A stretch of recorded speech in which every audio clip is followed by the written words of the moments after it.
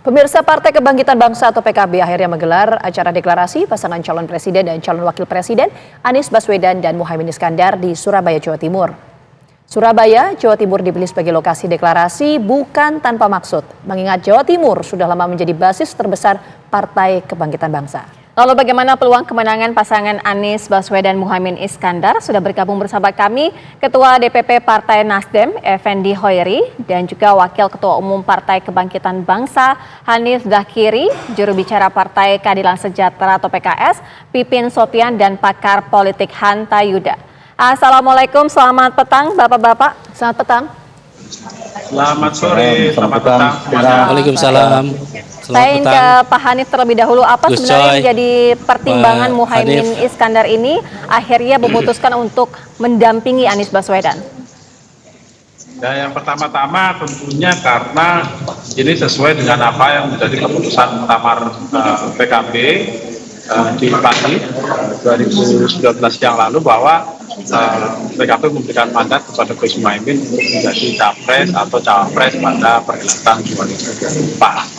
Nah, karena dari seluruh proses politik yang dijalani pada akhirnya kita berjodoh dengan Pak Anies dan Nasdem, ya sudah akhirnya hari ini kita deklarasikan.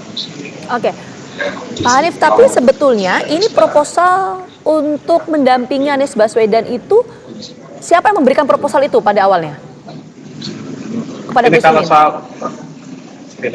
kita kan dalam posisi menerima tawaran dari Pak Surya Paloh dari Nasdem ya, terkait dengan pemasangan Pak Anies Baswedan sebagai capres dan cawapres.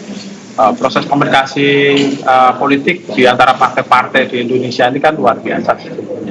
Tetapi tetap saja pada akhirnya ketika komunikasi terjadi dengan Nasdem, kita berjodoh, maka jadilah deklarasi hari ini. Ya, apakah artinya sebelum akhirnya memilih untuk bergabung bersama dengan Anies Baswedan begitu ya, sudah mengucapkan kata berpisah dengan Koalisi Kebangkitan Indonesia Raya terlebih dahulu? Ya, saya kira itu satu proses ya. Tapi teman-teman dan publik di Indonesia kan tahu bagaimana kita di dalam koalisi itu, termasuk peristiwa yang terakhir yang terjadi kalau nggak salah hari Senin ya. Hari Senin itu siang kita ada Rakornas DPP PKB dengan DPP PKB seluruh Indonesia. Sebagian DPW waktu itu meminta ketua umum juga untuk mengevaluasi keberadaan kita di koalisi. Tapi pada saat itu Gus Muhaimin sebagai ketua umum DPP PKB justru tegas PKB ini tetap bersama dengan Gerindra, tetap bersama dengan Pak Prabowo. Itu Senin siang. Jadi begitu komitidnya, begitu loyalnya itu Gus Muhaimin terhadap koalisi KKIR sampai dengan Senin siang itu. Kemudian terjadi peristiwa malam harinya ketika nama koalisi berubah. Oke, saya mau ke Gus Coy kalau gitu. Tadi kan Pak Hanif menyampaikan bahwa proposal itu dari Pak Surya Paloh ya. Gus Coy sudah bergabung bersama kami, saya cek dulu. Oke, kita bergeser ke Bang Pipin, kalau gitu Bang Pipin, kalau kita lihat ini kan PKS tidak hadir ya dalam deklarasi Anies Baswedan dan Muhaimin Iskandar. Ini alasan spesifiknya apa? Ya, karena kami harus sebagaimana keputusan muktamar PKB yang memutuskan untuk Pak Muhaimin Iskandar, maka di PKS juga kami punya mekanisme dalam penentuan Capres dan Cawapres. Penentuan Capres dan Cawapres itu di Musyawarah Majlis Syuro, lembaga tertinggi partai yang memutuskan terkait dengan siapa presiden dan wakil presiden yang akan diusung oleh PKS. Musyawarah Majlis Syuro ke-8 sudah memutuskan bahwa Pak Anies sebagai calon presiden. Nah, adapun untuk calon wakil presiden belum diputuskan oleh Musyawarah Majlis Syuro. Jadi itu pertimbangan kenapa kami belum bisa hadir.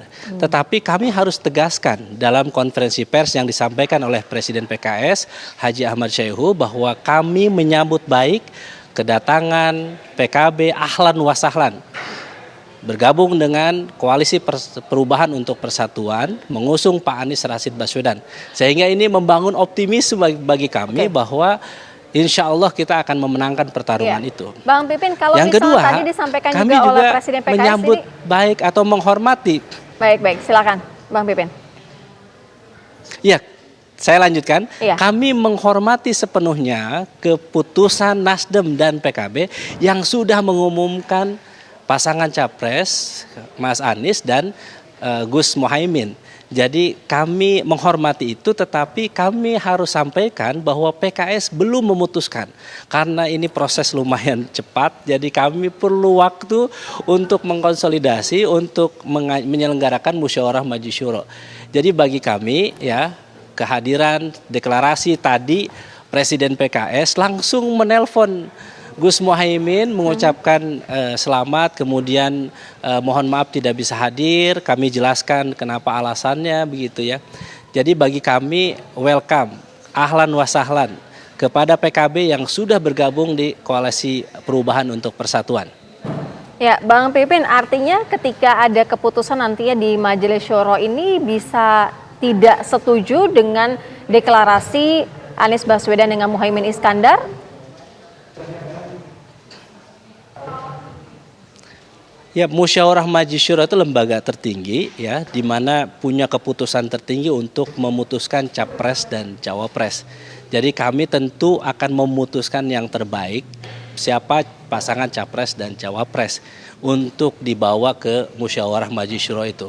Semua peluang tentu akan ada, tetapi kami tentu punya koridor bahwa kami tidak punya kemewahan pilihan kecuali kami harus berdiskusi dengan mitra koalisi kami atau melihat apa keputusan yang sudah dilakukan oleh mitra koalisi kami dan Pak Capres kami, yaitu Pak Anies Rashid Baswedan.